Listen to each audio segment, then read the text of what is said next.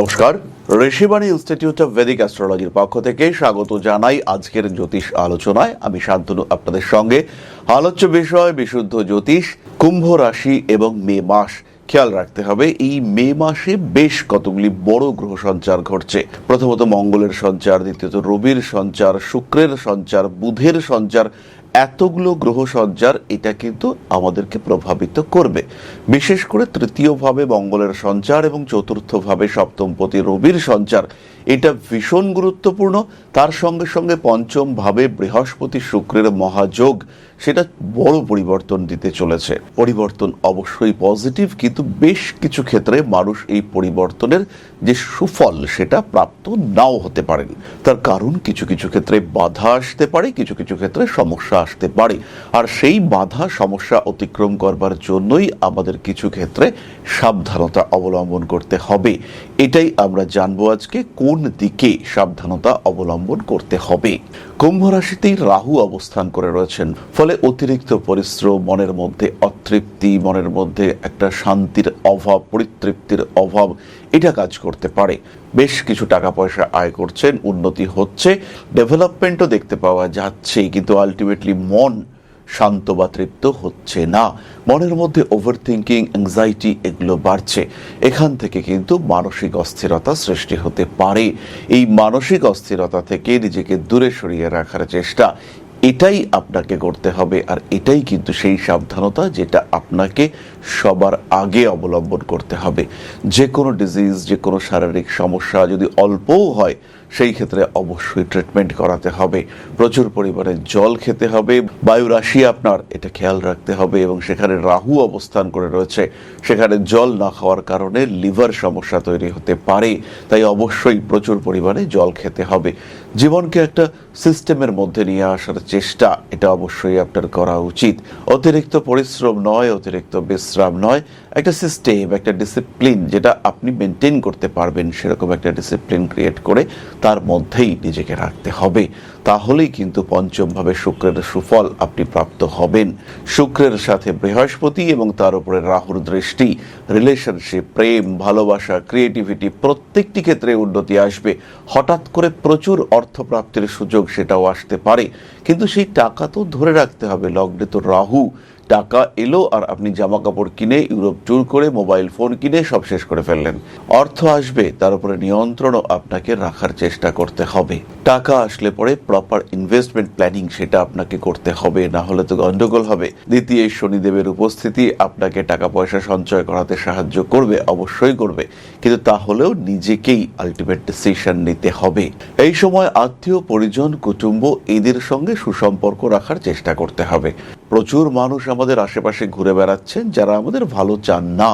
তারা এই সময় আমাদের থেকে দূরে সরে যাবেন। হতেই পারে তাদের মধ্যে কেউ কেউ আপনাদের সঙ্গে অ্যাটাচড, তাদের সঙ্গে আপনার ক্লোজ কানেকশন রয়েছে, হতেই পারে এটা, কিন্তু তারা আপনাকে ডিস্টার্ব করবার চেষ্টা করে চলেছে এবং আপনার পিছনে পিছনে আপনাকে ক্ষতিগ্রস্ত করবার চেষ্টা সেটাও করে চলেছে। এই সমস্ত মানুষগুলির মধ্যে বেশ কিছু মানুষ, তাদের সঙ্গে আপনার ঝগড়া হবে, বচসা হবে, অশান্তি হবে, তারা আপনার জীবন থেকে দূরে সরে যাবে, আপনার অ্যাটাচমেন্ট কমবে। এর ফলে কিন্তু মনে দুঃখ আসতে পারে, মন খারাপ হতে পারে, কিন্তু খেয়াল রাখতে হবে যেটা হচ্ছে সেটা ভালো হচ্ছে। এই মানুষগুলো আপনার জীবনে কতটা জরুরি সেটা জাজ করতে হবে, না হলে কিন্তু আপনি মনে মনে ডিস্টার্ব, ডিপ্রেসড হতে শুরু করবেন, মনোকষ্ট সেটা বাড়তে শুরু করবে। প্রপার ইনভেস্টমেন্ট করুন। অনেকে অনেক টাকা আয় করছে আপনার পাশে, কিন্তু আপনি খুঁজুন স্টেবল ইনকাম। জীবনের বিভিন্ন ক্ষেত্রে গোপনীয়তা বজায় রাখুন। লগ্নে রাহু আছে, সবার সঙ্গে সবকিছু কথা উন্মুক্তভাবে বলার একটা প্রবণতা সেটা আপনার ক্ষেত্রে কাজ করবে। কারণ নেই, কিন্তু আপনি গিয়ে গোপন কথা বলে ফেললেন এবং একটু বাড়িয়েই বলে ফেললেন, এটা হতে পারে। এটা রাহুর ইম্প্যাক্ট। মে মাসে কুম্ভ রাশির মানুষজন নিজের উপরে একটু নিয়ন্ত্রণ হারিয়ে ফেলতে পারেন, একটু উন্মুক্ত মানসিকতার হয়ে পড়তে পারেন। তার জন্য গোপন কথা প্রকাশ করে ফেললেন। আপনি তো ভরসা করে একজনকে বললেন, কিন্তু সেই একজনের ব্রডকাস্টিং সিস্টেমে এত ভালো যে পরের দিন সারা পৃথিবীর লোক প্রায় জেনে গেল, মানে যারা আপনাকে নিয়ে ইন্টারেস্টেড তারা সবাই জেনে গেল যে আপনি এই সমস্যার মধ্যে রয়েছেন বা এই কাজটি আপনার দ্বারা হয়েছে, এই ভুলটি আপনি করেছেন, এই জটিলতা সেটা সৃষ্টি হতে পারে। ভুল করুন, ঠিক করুন, সফল হন, ব্যর্থ হন, আপাতত সেটা নিজের কাছেই রাখুন। এই মুহূর্তে সমস্ত কার্যসিদ্ধি না হওয়া পর্যন্ত সম্পূর্ণ বিষয়টিকে গোপন রাখার চেষ্টা করুন, না হলে কিন্তু কুম্ভ সমস্যার মধ্যে পড়বেন। কুম্ভ রাশি মে মাস সপ্তম ভাবে কেতু অবস্থান করে রয়েছে। সপ্তম ভাবে কেতু মানেই ম্যারিড লাইফে কনফিউশন, ব্যবসার ক্ষেত্রে রং ডিসিশন। এই দুটো জায়গা অর্থাৎ ম্যারিড লাইফ, কনজুগাল লাইফ, সেখানে কোনোভাবেই যেন আপনি কনফিউজড না হয়ে পড়েন, সেই দিকে আপনাকে খেয়াল রাখার চেষ্টা করতে হবে। এবং বহু লোক বাইরে থেকে বহু কথা বলতে পারে, তাদের শব্দ, তাদের কথা টোটালি ইগনোর করতে হবে। কোনো রকম ভাবে কোনো রকম অশান্তির মধ্যে যাওয়া এটা কিন্তু চলবে না। যদি মনের মধ্যে স্বামী বা স্ত্রীকে নিয়ে কোনো রকম কোনো প্রশ্ন জাগতেই পারে, সেই প্রশ্নের উত্তর আপনাকে যে আজকেই খুঁজতে হবে তা কিন্তু একেবারেই নয়। সময় নিন, আরও বেশি জানুন, আরও ভালোভাবে জানুন। সেই মানুষটার যে ভালো দিকগুলো রয়েছে সেগুলোকে আইডেন্টিফাই করবার চেষ্টা করুন। প্রচুর বিষয় রয়েছে সেই মানুষটার ভালো, এবং আপনার সঙ্গে তার ওতপ্রোত সম্পর্ক একটা সময় ছিল, কোনো একটা সময় সম্পর্ক খুব ভালো ছিল। সেই দিনগুলোকে মনে করার চেষ্টা করুন। যে দিনগুলো আপনি হ্যাপি ছিলেন সেগুলোকে মনে করে আরেকটু সময় নিন। যে কনফিউশন রয়েছে সেই কনফিউশনের জন্য আপনিও কতটা দায়ী সেটা খুঁজুন। কারণ এই সম্পর্কগুলোর মধ্যে যে সংশয় তৈরি হচ্ছে, যে ঝামেলা হচ্ছে, যে সন্দেহ তৈরি হচ্ছে, এটা কিন্তু তৈরি করাচ্ছে ইউনিভার্স, এটা তৈরি করাচ্ছে কেতু। হয়তো সেই মানুষটা কোনো ভুল করেনি, হয়তো সেই মানুষটার ভুল করার পেছনে যথেষ্ট কারণ রয়েছে, সেগুলোকে আইডেন্টিফাই করুন এবং তারপরে অনেক পরে ডিসিশন নিন কি করবেন, কোন দিকে যাবেন। তার সঙ্গে কথা বলুন, সমস্যার সমাধান সূত্র বেরিয়ে আসবে। কারণ আপনার পঞ্চমে বৃহস্পতি রয়েছে, এই পঞ্চমে বৃহস্পতি আপনাকে কন্ট্রোল করবে। যে কোনো বিষয়, যে কোনো নেগেটিভিটিকে নিয়ন্ত্রণ করবে এই পঞ্চমে বৃহস্পতি। বৃহস্পতি শুক্র কম্বিনেশন, লগ্নে রাহু, পঞ্চমে শুক্র, সপ্তমে কেতু একটু বহির্মুখী সম্পর্কের দিকে আপনাকে নিয়ে যেতে পারে। যান, নিজের মনকে হ্যাপি রাখার জন্য যেটা যেটা প্রয়োজন সেটা আপনি করুন, কিন্তু অবশ্যই যে বিষয়টি গোপন রাখা দরকার সেটা কখনোই প্রকাশ করা উচিত নয়, এবং এই মে মাসে উচিত নয়, এটা আপনাকে খেয়াল রাখতে হবে। পরিশেষে আমরা বলবো, যারা ব্যবসায়ী বন্ধু রয়েছেন তাদের কিন্তু এই সময় গুটিয়ে থাকার কথা। তারা যে এই সময় বিরাট কোনো প্রজেক্টে নামবেন, বিরাট কোনো প্রজেক্টে হাত দেবেন, এটা কিন্তু বিপজ্জনক হতে পারে। আজকে প্রচুর টাকা আসতেই পারে, খরচ নয়, সেভিংস করুন পরের দিনের জন্য। নতুন ব্যবসায় ইনভেস্ট করবার আগে বহুবার ভাবুন, পুরো ব্যবসার ফ্রেমওয়ার্ক সেটাকে ডিসাইড করুন। কিভাবে টাকা আসবে, কিভাবে ইউটিলাইজ করবেন, কাদের মাধ্যমে টাকা ব্যবহার করবেন, কোন দিক থেকে কতটা আসতে পারে, কারা বিজ্ঞাপন করবেন, সেই বিজ্ঞাপনে কত খরচ, প্রত্যেকটি খুঁটিনাটি খরচ হিসেব করুন, এবং সেই হিসেব করেই আপনি কিন্তু একটা সঠিক জায়গায় পৌঁছতে পারবেন, একটা নতুন ক্ষেত্রে গিয়ে উপস্থিত হতে পারবেন। এরপরে আমরা চলে আসবো নাক্ষত্রিক আলোচনা প্রসঙ্গে। তবে তার আগে বলি, অফলাইন চেম্বার সরাসরি আমার সঙ্গে যেমন আপনারা কলকাতা, দুর্গাপুর, আগরতলায় কথা বলতে পারছিলেন, ঠিক তেমনি ভাবে আমরা এখন থাকছি জামশেদপুর এবং ব্যারাকপুরেও। প্রথম দিনের চেম্বার সম্পূর্ণ বিনামূল্যে, বিনা পারিশ্রমিকে আমরা করব। মে মাসে জামশেদপুর চেম্বার শুরু হচ্ছে, সম্পূর্ণ নিখরচায় আমাকে দেখাতে পারবেন আপনারা প্রত্যেকে। জীবনের যে কোনো সাধারণ অথবা জটিল সমস্যা সমাধানে, অথবা নিজের স্থিতিশীলতা ভালো আছেন, সেই ভালো থাকাটাকে কন্টিনিউ করবার জন্য জ্যোতিষের সঙ্গে আলোচনা করতে পারেন। এটা আপনার জন্য পজিটিভ এবং ভীষণ পজিটিভ হতে চলেছে। সামনাসামনি এসে যেমন কথা বলতে পারেন, ঠিক তেমন ভাবেই অনলাইনেও আপনারা কিন্তু কথা বলতে পারেন। তাহলে দেরি কিসের? জীবন আপনার, সিদ্ধান্ত হোক সম্পূর্ণ আপনার। আর যারা জ্যোতিষ শিক্ষায় শিক্ষিত হতে চান, হতে পারে আপনি অনলাইনে শিখবেন, হতে পারে আপনি অফলাইনে শিখবেন, হতে পারে আপনি রেকর্ডেড ভিডিও ক্লাসের মাধ্যমে শিখবেন, চলে আসুন সরাসরি ঋষি বাড়িতে। জ্যোতিষ শিক্ষার মাধ্যমে আপনার জীবন খুঁজে পাক একটা নতুন পথের সন্ধান। শুধু জ্যোতিষ নয়, তার সঙ্গে হস্তরেখা বিদ্যা, সংখ্যা তত্ত্ব, বাস্তুশাস্ত্র সমস্ত কিছু মিলে একটা কম্প্যাক্ট কোর্স। যারা শিখতে চাইছেন সরাসরি চলে আসুন ঋষিবাণীর আঙ্গিনায়। তাহলে এবার আমরা চলে আসবো নক্ষত্রের আলোচনায়। কুম্ভ রাশির প্রথম নক্ষত্র ধনিষ্ঠা। কাজকর্মের সুযোগ আসবে, কিন্তু কাজকর্মের সুযোগ পাইয়ে দেব এটা বলে কেউ কিন্তু প্রতারণা করতে পারেন। একই বিষয় বিদেশ যাত্রার ক্ষেত্রেও খেয়াল রাখতে হবে। শরীরটা অল্প বিস্তর খারাপ হতে পারে, বড় দুশ্চিন্তা কিন্তু কিছু নেই। দরকার হলে মেডিসিন, ট্রিটমেন্ট এগুলো করিয়ে নিতে হবে। বাড়ির লোকজনদের সঙ্গে সম্পর্কে জটিলতা আসতে পারে, হঠাৎ করেই আপনি একটু বেশি স্পষ্টবাদী হয়ে উঠতে পারেন। যৌক্তিক শাস্ত্রের প্রতি আগ্রহ বাড়তে দেখতে পাওয়া যাবে। উচ্চশিক্ষায় উন্নতি হচ্ছেই, এই বিষয়ে নিজে সিদ্ধান্ত নিন। কারোর দ্বারা প্রভাবিত হওয়া আপনার জন্য সঠিক হবে না। ঝগড়া অশান্তি এড়িয়ে চলুন। ধনিষ্ঠা নক্ষত্রের মানুষরা, নতুন কাজের সুযোগ আসছে। মে মাসে তৃতীয় ভাবে মঙ্গল থাকবে, তাই আগুন, উত্তাপ, হঠাৎ করে বিপদ, এগুলো এড়িয়ে চলার চেষ্টা করতে হবে। যে কাজই আপনি করুন না কেন সাবধানতার সঙ্গে করুন। পরবর্তী নক্ষত্র শতভিষা। উচ্চশিক্ষায় কিছুটা বাধা আসতে পারে। খুব কাছের কোনো মানুষ আপনার সঙ্গে বিট্রয় করতে পারে। এই সময় কোনো পরীক্ষা আসলে পরে বন্ধু বা প্রিয়জন, কাছের মানুষ, তাদেরকে সাহায্য করার কথা ভুলে যান। পরীক্ষা দিতে বসেছেন, সামনে বন্ধু পারছে না, আপনার এই মুহূর্তে ভাবার দরকার নেই, গন্ডগোল হতে পারে। নতুন করে প্রেমে পড়তে পারেন শতভিষা নক্ষত্রের মানুষরা, তবে সেই ক্ষেত্রে একটু খেয়াল রাখতে হবে এই রিলেশনশিপ যেন অবশ্যই ডেডিকেটেড হয়। খরচ বাড়তে দেখতে পাওয়া যাবে। খরচের উপর নিয়ন্ত্রণ রাখার চেষ্টা করুন এবং অতিরিক্ত ব্যয় এটা অ্যাভয়েড করার চেষ্টা করুন। শিখুন না বলতে। যেটা পছন্দ হচ্ছে না সেটাকে না বলুন, সরাসরি না বলুন, প্রত্যেকটি মানুষকে না বলুন। আপনার অস্তিত্ব আপনার কাছে সবচেয়ে বেশি গুরুত্বপূর্ণ, এটা উপলব্ধি করুন। পরবর্তী নক্ষত্র পূর্ব ভাদ্রপদ। কর্মচারীদের সঙ্গে সমস্যায় জড়াতে পারেন। ব্যবসায় লেবার ম্যানেজমেন্ট এটা ভীষণ গুরুত্বপূর্ণ হয়ে উঠতে চলেছে।